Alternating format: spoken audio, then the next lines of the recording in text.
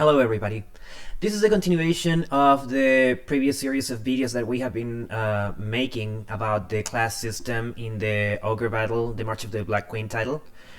And in this opportunity we are gonna cover the Dragon classes and the Beast classes. So without any further delay, let's dig into it. Okay.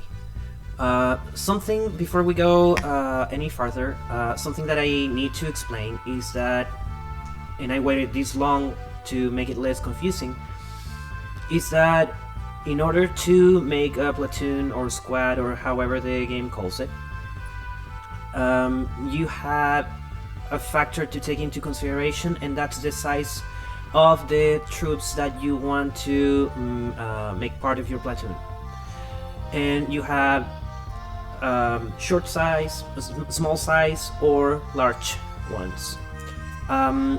The small units are all the units that we have reviewed, all the classes we have reviewed so far, and the large units are the ones that we are going to review in this video.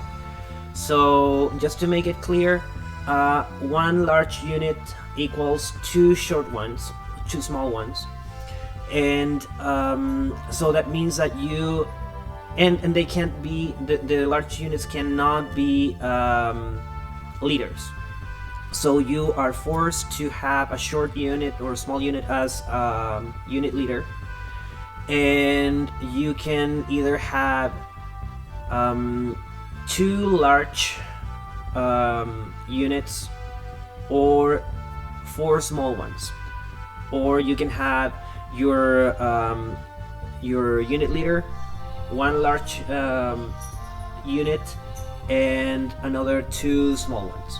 Okay, and most of the time the kind of movement that your group will have will depend on what large unit do you have, and they are the ones who determine if it's gonna be a flying unit, or if it's gonna be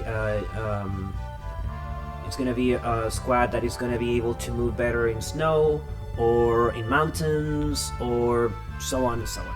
Okay, with that in mind, we will start the analysis of the Dragon classes. Something that I want to say about the Dragon classes is that it has a little similitude with the human classes in the aspect that they have a basic unit that will eventually, according to how you raise them, it's gonna evolve into three possible branches. Another interesting thing to say about large units is that their growth into a new class doesn't depend on charisma, since they are not leaders, but it depends greatly on their alignment. With that in mind, your dragons can become one of three possible families with different features, and we will see those right now. The dragon is a basic unit. It has, as we can see here, very decent strength growth, but very mediocre agility and intelligence growth. Okay, and also has a very nice HP growth as well. Something that plays against the dragons at the very beginning is that because of their stats are so unequal, they are so different, there is a difference in the way their attacks perform as well. The dragon is a hybrid that it's supposed to be equally good in the front as a tank, or in the back as a support attacker, and that would be great if their intelligence was better, and their agility. Truth is that, at least at the beginning, dragons are pretty mediocre as attackers, and that's because they have such a poor agility. Their attacks in the front row tend to miss a lot, almost worse than berserkers, And in the back, because their intelligence is so low, their fire breath attack, that is supposedly a very good one, tends also to miss pretty often, and when it hits, it doesn't really do that much attack. I mean, it's still a decent attack, but it's not ideal. At least at the very beginning, in the first half of the game, you want to keep your dragons in the front row. No, there is an exception that I'm going to talk about them in a bit, but the general rule is that in the very first half of the game, keep your dragons in the front. Other than that, I think the dragons, compared to the other large units, are very solid. We're going to keep talking about that in a bit. In the front, it has an attack called Fury Blast in the Sega Saturn version. In the Super Nintendo and PlayStation versions, that attack is called Bite. I mean, what can be more vanilla? But anyway. And in the back, it has a Fire Breath that is single unit ranged attack, fire elemental. And again, it's a decent attack, but that's not the real reason you want the dragon in the back. Okay. So, the first branch that you have is if your dragon goes to a lower alignment, it will you will turn them into these guys, black dragons. They can become one of them as early as level 7, and all they need is having an alignment of 35 or less. We can see that their HP growth is slightly better than the basic dragon. Their strength remains the same, but their agility and intelligence is slightly better. That should give you a clue of what's to come for the dragon. This is a very welcome change, because that means that as it gains level, their attacks won't miss so often, their physical attacks. And also their breath attack will become a bit more powerful and also will hit more often. In the front, they retain their Fury attack or their Bite attack.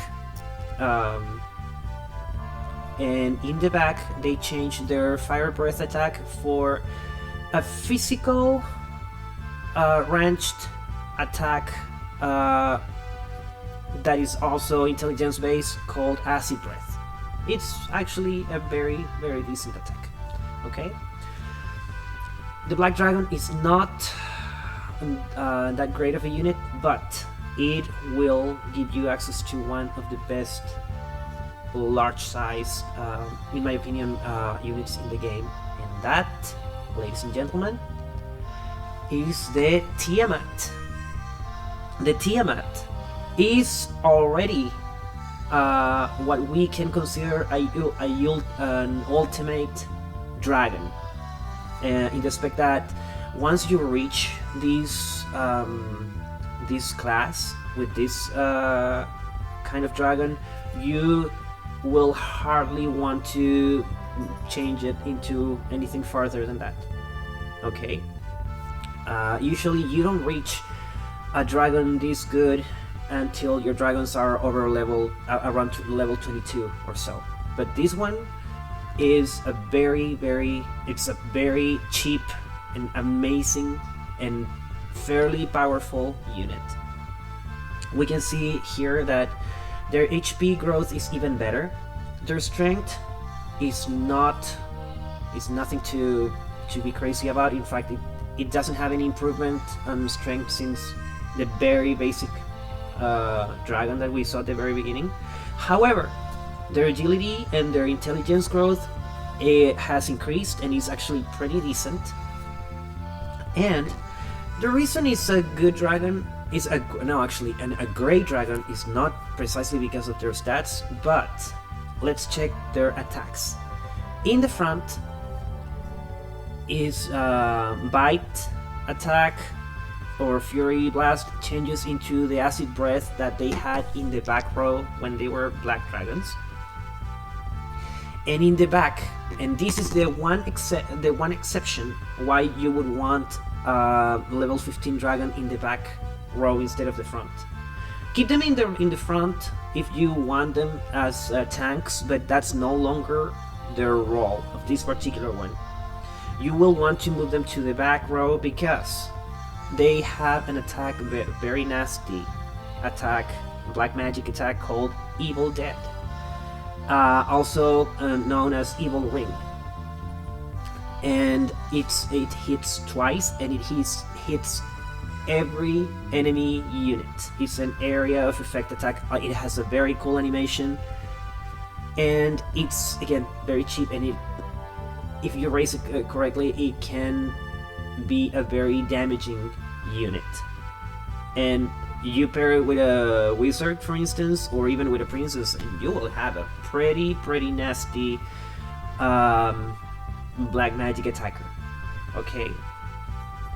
Still not as good as a leech, but it's nevertheless it's an amazing dragon to have. Personally, I love Tiamats, and I try to keep at least a couple.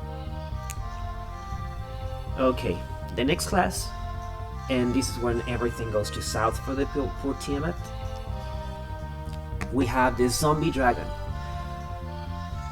Now, this is the only dragon that needs an item to reach this class, and it's a horrible trade-off. In order to become a zombie dragon, you need a Tiamat and an undead ring. Why would you waste an undead ring on a unit that is mediocre instead of saving it for your sorcerer to become a lich? Well, the thing about the zombie dragon is that it is a walking wall. I mean, it's a dragon that is extremely hard to kill if you face one as an enemy, and you will in a couple of stages in the game. Their stats are, their HP growth is a little better than the Tiamat.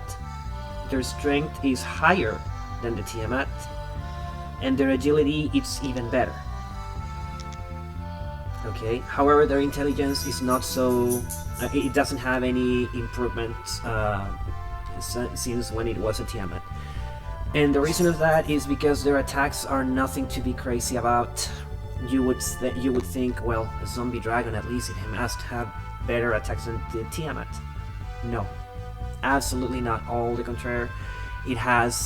It keeps their acid breath in the front, and in the back it has access to another black magic attack called Rotten Breath, and it's a regular breath, meaning that it only is a ranged single unit attack that uses twice. So the only reason you would want to have one if you hate leeches, and in that case there is really something wrong with you.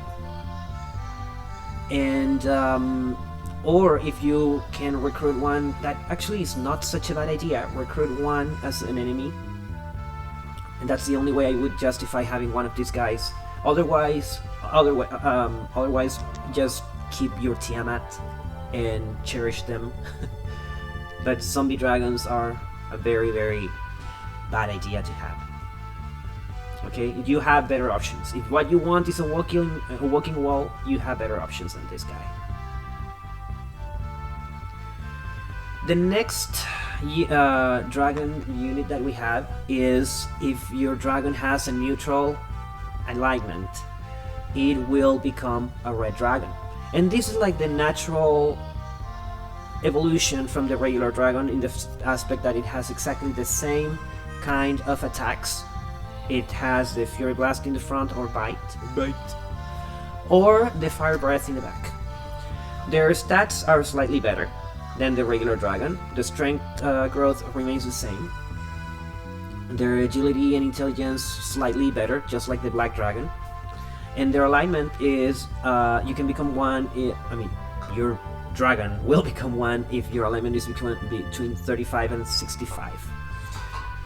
Okay, the difference is that the terrain the red dragon is suited for is mountains, and there are several mountainous terrains in the maps in the game, so you will definitely find good use for these guys. They are not that efficient, but the next class will be stats growth will be slightly better, and especially in their physical appearance looks pretty good. The next one is in the Super Nintendo and the PlayStation versions. It has a very mediocre name. It's called the Red Dragon 2.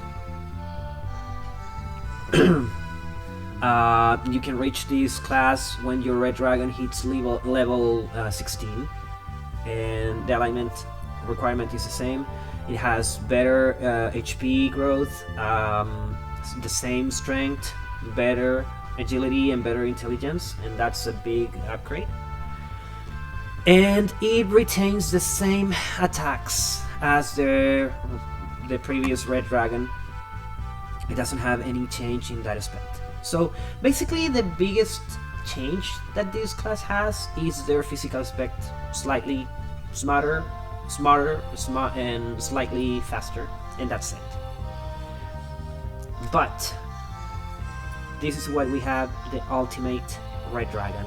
And level 23 we have the Salamander, or how it's called in the Sega Genesis version, a Flare Brass.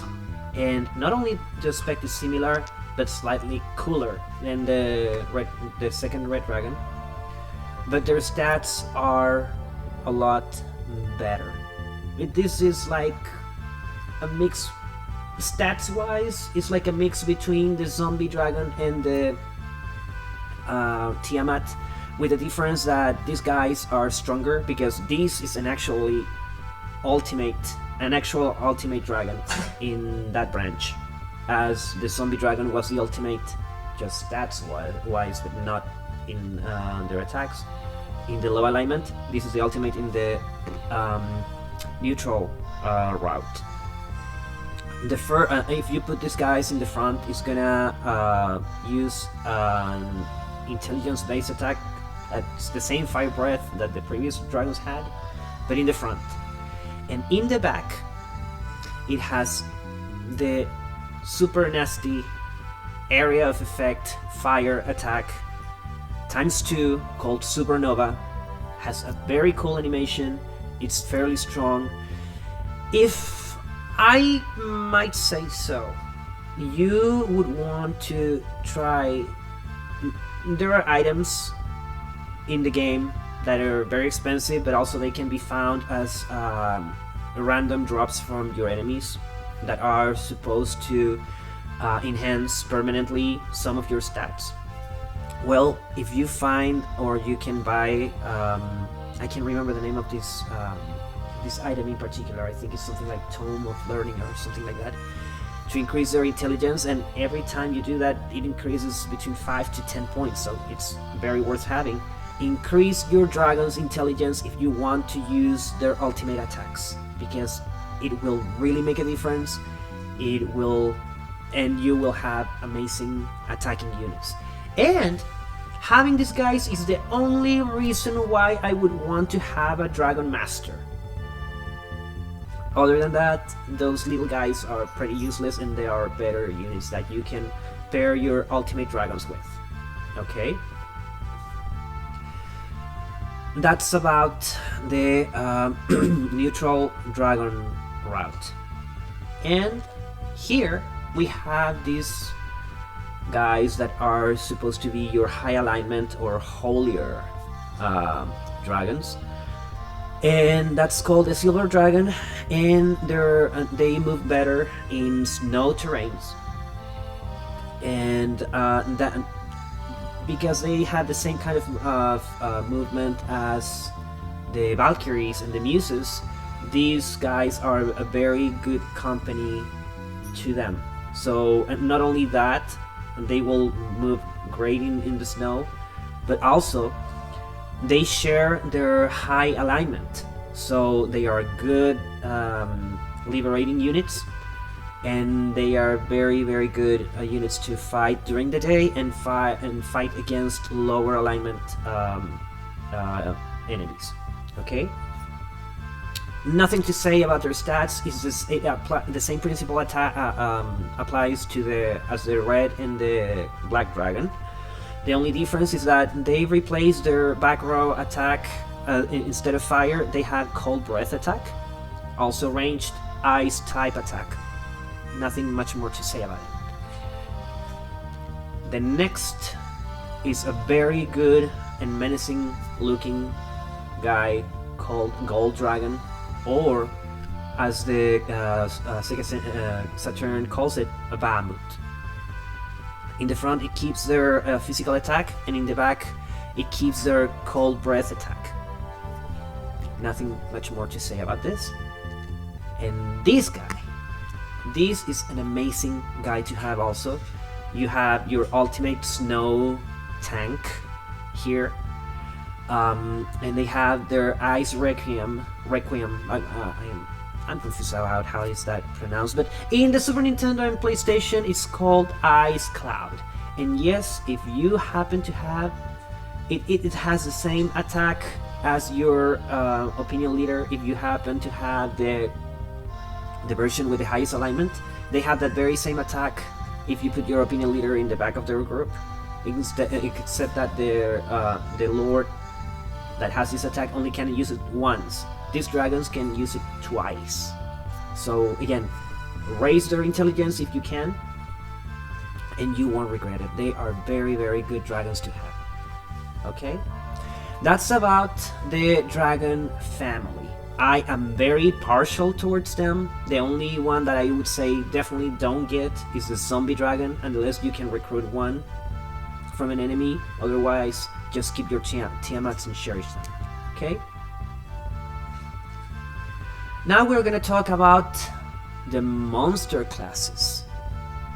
Okay, they follow the same principles as the dragons. According to their terrain, it's gonna be the tendency of what your group is gonna move like.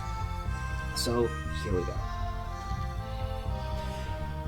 The first class that we can talk is the giant, which also has 3 subdivisions in their evolutionary branch according to their alignment. They are not as powerful as the dragons, and unlike the dragons, there is only one reason why you would want to raise a couple of these guys, and you will know exactly what I mean in a bit. Their stats are slightly worse than the dragon, but the difference is that if you put these guys in the front, they are gonna attack 3 times instead of 2. That sounds great. They are slightly faster than the dragons. That means that will not miss as often, but they will still miss a lot of their attacks, so they are not very reliable. Chances are you're gonna see their smack, or how it's called in the Super Nintendo version, their cloud attack, maybe twice out of 3 times they use it. And in the back, obviously, you can only attack twice. That's not the idea. You have to keep these guys in the front. Okay? Then we have the Fire Giant. That's a giant that has reached at least level 8 and has an alignment of 40 or less. It's basically, this class sucks big time. They are very, very weak to ice attacks. They are not nearly as strong as they should, and on top of everything, the new attack they have in the back row that would try to sell this class, it's ranged and only attacks 1 enemy. So, and these guys don't have the intelligence to back that attack. So if you have to have one, keep them in the front. If you decided to raise the alignment of your giant and you didn't want to use them for fire giants, well, if you wait another 2 levels and you reach level 10, your giant can become one of these guys. Same as the giant, except that these guys move in the snow, and instead of fire, it's ice. Other than that, I don't see a reason to keep one of these guys. And the next, final class in this branch is the Titan. Now we're talking. If you want to have, for some unholy reason, you want to raise giants, would be to get this guy. And the reason why I say that, not only it's a lot stronger, their stats growth is better, and their attack in the back row is an area of effect physical attack, and that's a very appropriate for these guys. They are very powerful if you take their time. As the same as I told about the dragons, if you really want to keep them in the back, to use their wind shot attack, or how it's called in the Super Nintendo version, Gale, you will want to invest in their intelligence stats. Okay? Other than that, I think this is one of the few beast classes that I would want. But other than that, just if you're stuck with either this guy or this guy, just kill them, get rid of them, and replace them with dragons. Okay. The next, come here, baby. The next beast that I want to have. Yeah, this is my beast class. This is Cerberus, mixed with Beagle. Okay, the next beast class that you will want to have is the Griffin, and this is actually a very decent class. I like it a lot because you can get them a lot earlier in the game. They are high sky types. That means that if you own one of these guys and you pair them with smaller units, all of your units will be able to travel in the sky, and that means that you will be able to move in a straight line no matter what kind of terrain you have, and it will be a lot faster. Okay.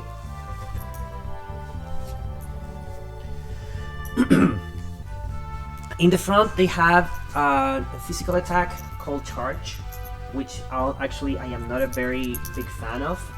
And in the back, they have an attack that only hits once, but is it's called Windstorm, or Gale if you're playing the Super Nintendo version, and it's an area of effect physical attack that sadly depends on intelligence. And as you can tell, this class doesn't have a good intelligence growth, and don't get me wrong, they are very fast, and because of that their attacks tend to miss very little, but their strength also is very low, so they are not bound to make a lot of damage. So if you are not fond of traveling fast, I would only keep one of these guys for liberation purposes. Other than that, just dispose of them and replace them with dragons. Okay. Next, we have the Cockatrice, and yes, I know it's misspelled in the Super Nintendo version, and in the Sega Saturn version is spelled the right way. They have the same attack in the front as the Griffin. In fact, you can get one of these guys if you have a Griffin that is level 9 and has an alignment of 60 or less. You can tell their strength growth is slightly better. Their agility remains the same, but their intelligence also remains the same. However, if you notice, something weird is that their HP growth is less. That means that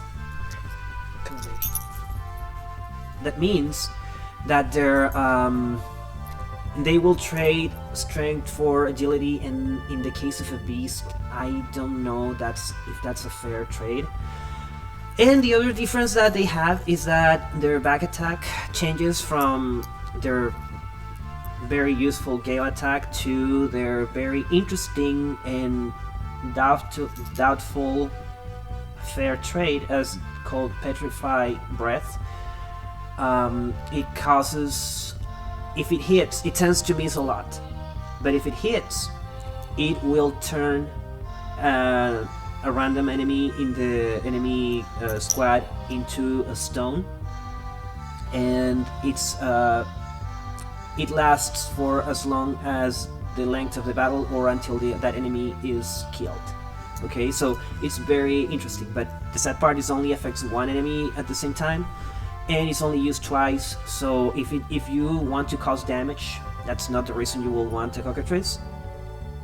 Oh, and also the Petrify Breath also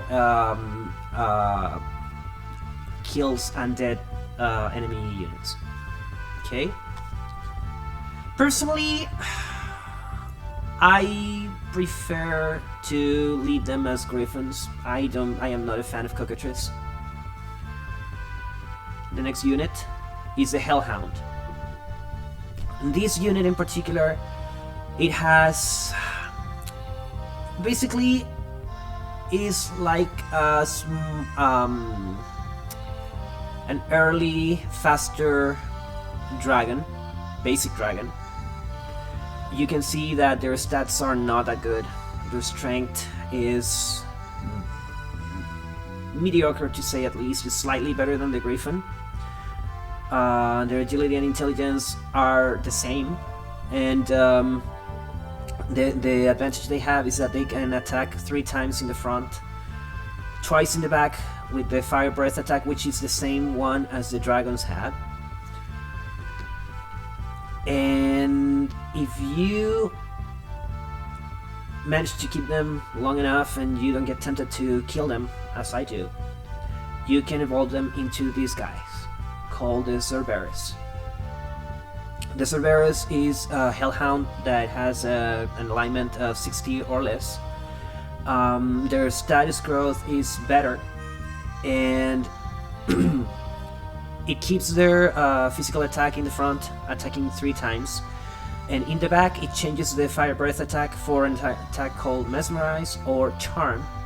And basically what it does the same as the Vampire attack, that it can basically either put an enemy to sleep or to attack their own troops. And sometimes something weird about this class is that sometimes it can, instead of using their Mesmerize attack, they can use randomly a Fire Breath attack. Okay.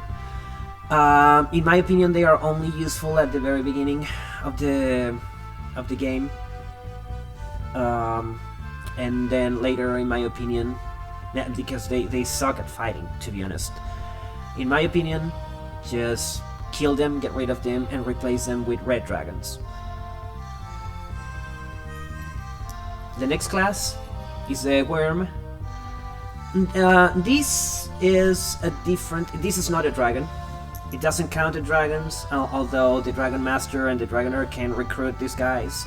They are not dragons, but the advantage they have is that they are fairly fast units, and also it doesn't matter if you put them in the back or the front row, they will attack the same way. And more important, and the reason you would want to have one is because they are high sky type units. That means that they will have no issues carrying your troops in high sky, meaning that they will be able to travel through the map very, very fast. But in my opinion, they make rather poor fighters, and that's not necessarily why you would want them. I mean, I read many guides and I've seen other reviews when they praise the Worm as someone who hits very hard and everything. Personally, I don't see it. And if I want a unit, a beast class to cause harm, it's not gonna be this guy. Okay. Later, the Worm can evolve into a Wyvern, who is basically just an enhanced worm at level 13 and an alignment of 55 or less. They have basically the same stats growth, so you don't see any improvement there. The only difference is that their alignment is lower, and they change their physical attack in the back row for a fire breath attack. So unless you really like this unit, or you need them for liberation in that aspect, I would prefer a Griffin for that. Just kill them and replace them with dragons. The next unit is the Octopus, and this, I've heard many bad things about this class. Personally, it's not, granted, it's not a favorite of anybody, but it has a very unique niche, and is that they can, they are able to attack not twice or 3 times, but 4 times in battle if they are put in the front row. And even though their stats suck, their performance increase greatly if they are in the water. In fact, that's why you would want to have them. Pair them with an Ixie, and you will have a pretty decent-ish unit to fight in water stages. Okay? If you want to keep an Octopus past level 12, and they have an alignment of 55 or higher, you can evolve your Octopus into a Kraken. Okay? Their stats are slightly better. Their agility is the same, the strength is better, their intelligence is as mediocre as the Octopus, their HP is better. However, they keep their 4 attacks in the front, but if you put them in the back row and you're in the water, they will change their poke attack in the back for a very nasty area of effect physical attack called Maelstrom. And actually it can be pretty nasty if you use it adequately. Okay?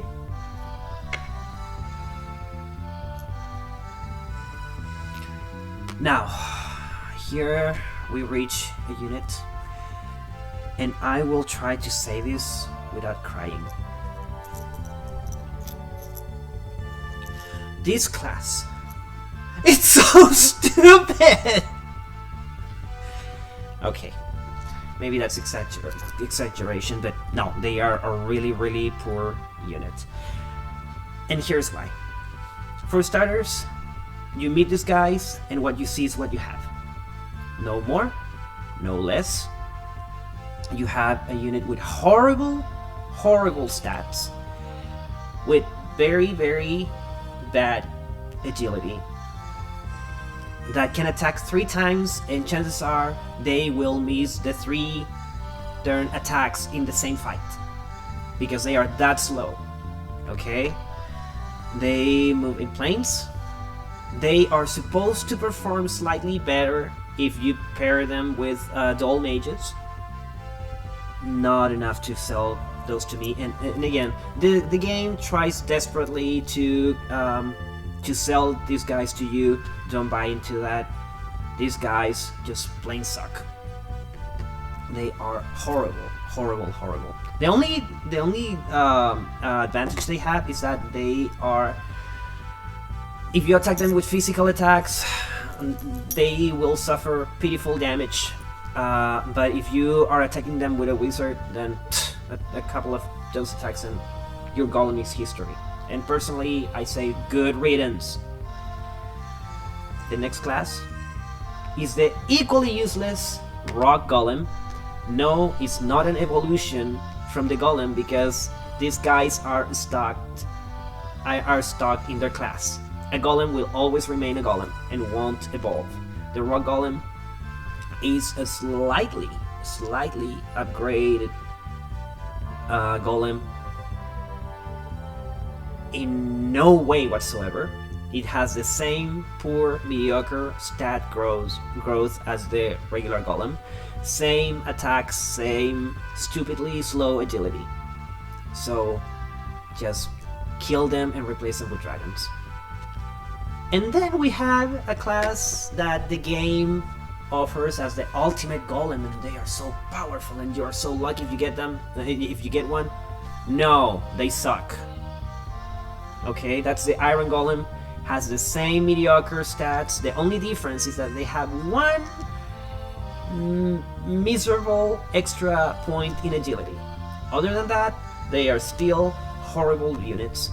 They have pitiful HP, they offer pitiful damage, and they are, if anything, these guys are even more weaker than before to magic.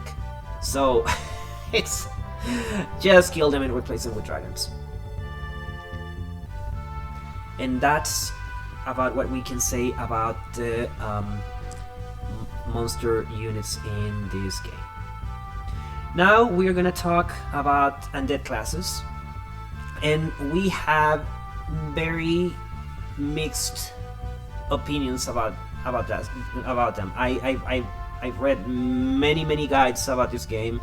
I've seen many videos, and they tend, it's 50-50. Personally, I don't like them because I see them as highly disposable units and only good if you don't have anything better, and because they are very hard to get rid of. So let's review these guys. The first unit is the skeleton, and that's the undead version of the fighter or the knight. They only offer 2 attacks in the front, physical attack. In the back row, only 1 attack, so it's very obvious where they should be placed. They have no HP whatsoever. They have zero HP. They have mediocre stats.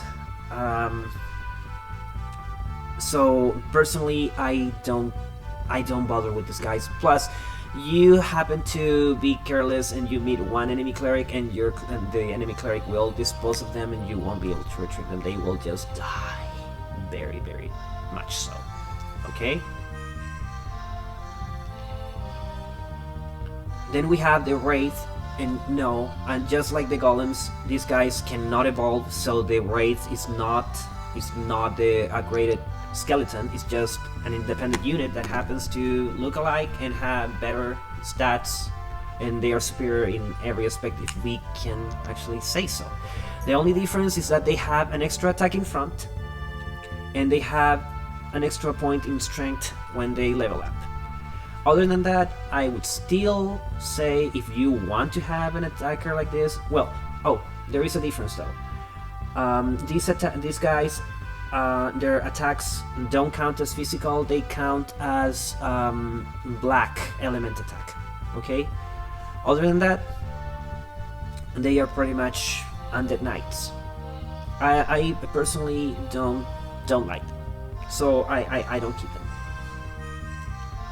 The next one is the undead version of a magical class, and that's the ghost.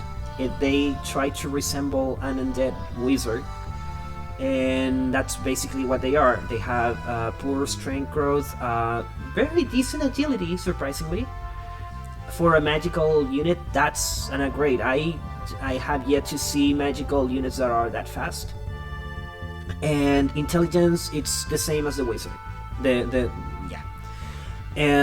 attacks are in the front. You have 1 physical attack called Grudge Blast. In the Super Nintendo, I think it's called Souffle. Don't ask me why. And in the back, they have access to the spell Nightmare. That is a ranged black magic attack that affects only one unit. They are low sky types, but that is not relevant because they will conflict with the movement of other small units. So that's not the reason you would want one. Okay. And then you can replace them with this guy, the Phantom. They have slightly better attacks, if I can say that. because their stats growth is exactly the same. The only difference is that they have an extra attack in the front and an extra attack in the back, and that makes them slightly better attacking magical units. Other than that, don't bother. I mean, if you really want to have magical lower alignment units, just go with a regular mage, or even with a dual mage. I mean, they will be better in every aspect. Okay. The main reason why you would want to keep undeads is because no attack other than holy can kill them or affect them. It doesn't matter, no exception, but sometimes you need more than that to win a fight. So just don't go to attack holy units with them, because one angel, one sylph, or a priest can get rid of these guys in just one movement. Okay? Next are the special classes. And this is a very short section, but it's a very interesting one, and that's why I left it for last. And that's the category where we have our opinion leader, okay, or our lord. And here we have 4 different lords. You can choose them at the beginning of the game.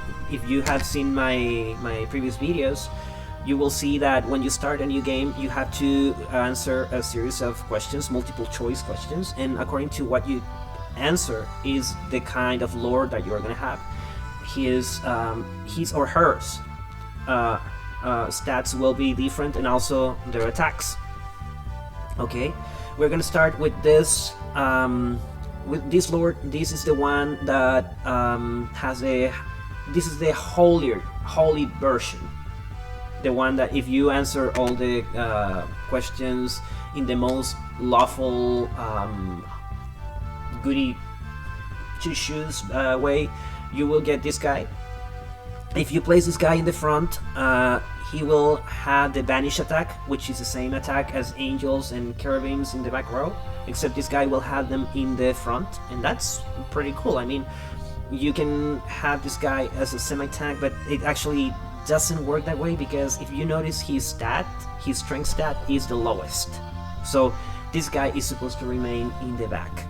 Now, if you, as you should, keep this guy in the back, he will have access to the Ice Requiem attack, and that's the same attack as the Platinum Dragon has in the back row, except that they can use them twice, you can use them once. Okay, the difference is that your lord is supposed to be faster, so chances are the one time you use Ice Requiem, it will probably hit each and every enemy unit. The dragons still have low intelligence. That means that their magical attacks, even the area of effect ones, chances are they will not necessarily hit every enemy unit, will probably miss 1 or 2, but you know what I mean. Okay, the next lord that you have is the slightly lesser alignment version, and this one has the potential to be the most damaging single unit version, meaning it can either, well, it has access to 3 physical attacks in the front, and has access to the Sonic Boom or Iainuki, depending the version of the game that you're playing, in the back. Okay, so it's your choice if you want to have them in the front. Well, if you want to, if you want to keep them in the back, that's good as well. Okay. Personally, I am not a fan of this one in particular. Okay, I prefer magical kinds. Okay. The next one is the neutral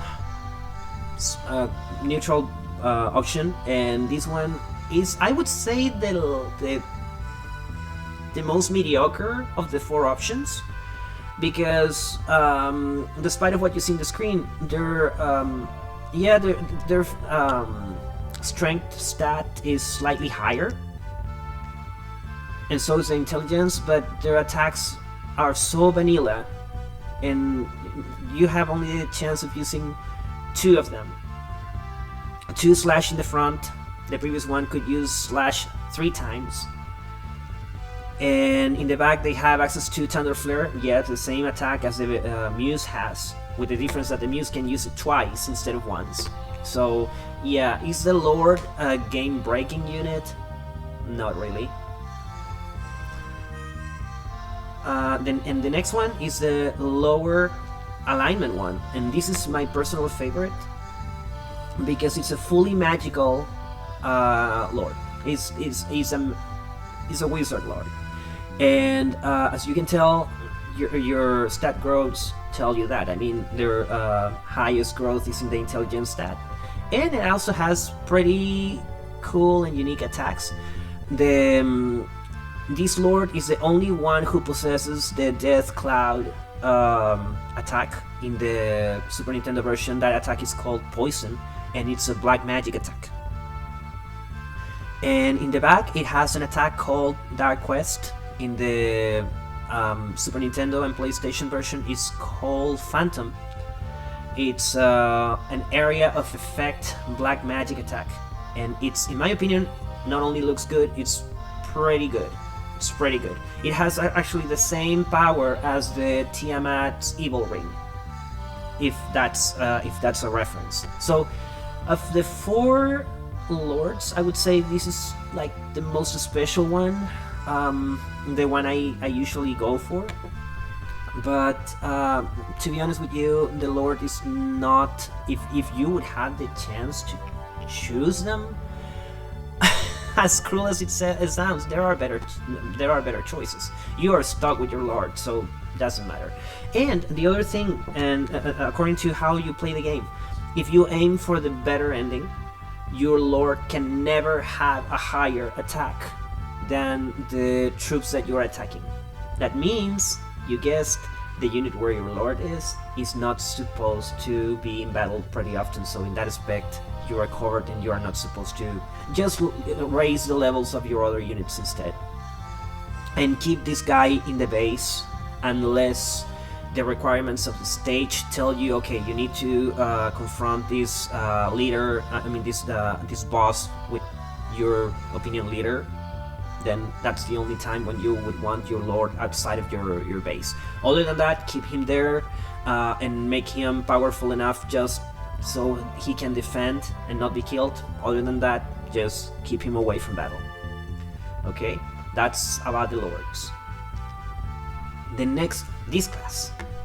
I would say of all the small units, if we are talking about brute force, the Dragoon is the strongest, the best one. And also, you have access to, if your alignment, they are originally stage bosses.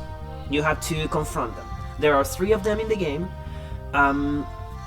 Here I'm showing you just one because although their stats are slightly different when you recruit them, their stat growth is the same for the 3 of them. Their attacks are the same. The only difference also they have is that they can recruit different units. Okay, but nevertheless, whatever you have, these are very reliable fighters. You would want to keep them in the front. They have a nasty, because they have such a high strength stat, and their strength stat grows so well. They can attack 3 times per fight, and that's a plus, no matter how you see it. In the back, they have a Yainuki that it's extremely powerful, but I think you can make better use of them in the front than in the back. In the back, they only can attack once. In the front, they can attack twice, and if you add the damage of the 3 attacks combined, it ends up being higher than one single Yainuki anyway. Okay? That's about the Dragoons. Oh, and they fight very well if paired with dragons. This one in particular is a dragoon that is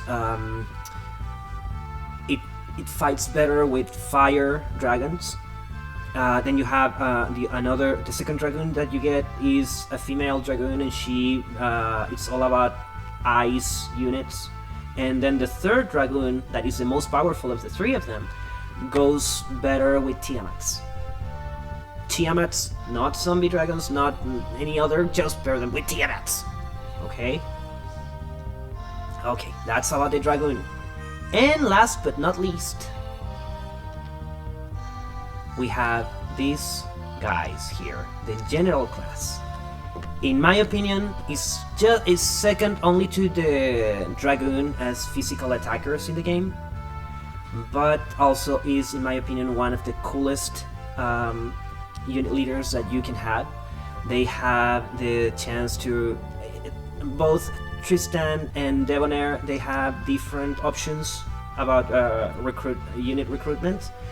Tristan is this is not really a spoiler, because Tristan plays a very important role in the game storyline if you are playing to get the good ending. Plus, he is an amazing attacker. They have slash ×3, so basically they are enhanced samurais. Okay, they have stack growths is similar to the dragoon. The difference is that the generals are slightly faster.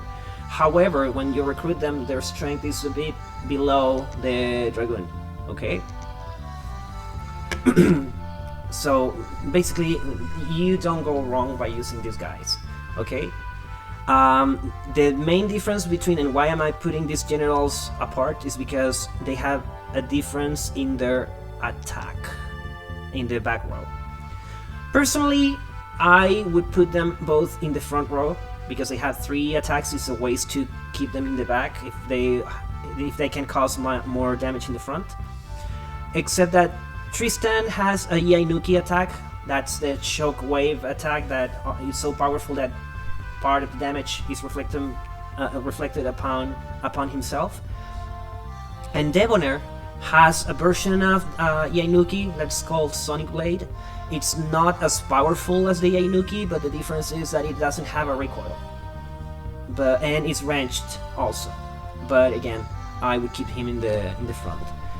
And that, my friends, are the units, the different units and classes that you can get in this game. So you can take a deep breath now, and we will talk a little about what's to come. Okay, my friends, this is everything I wanted to talk to about the class system in this game. I tried to give you the most, not impartial, sadly, but the most complete analysis of each and every troop in every unit in this game, how to get them and everything. And the reason I'm excited about me telling you all this stuff is because I'm planning on making a Let's Play series of Ogre Battle, and I'm gonna choose, because I want you guys to see as much as possible, I'm gonna choose to play the Sega Saturn version. The reason is because, as I told you, it has more content that has never been seen in the other 2 versions of PlayStation and Super Nintendo. So I want you to bear with me, and if you're enjoying the material that I'm providing to you guys, well, I would ask to give us a like, and if you deem us worthy, well, consider subscribing to our channel. That encourages us to keep uploading more and better content. Okay, and I'm also open to suggestions about what else would you like me guys to analyze and to play. Okay, because this is not just my channel, it's also yours. So until the next time, see you soon.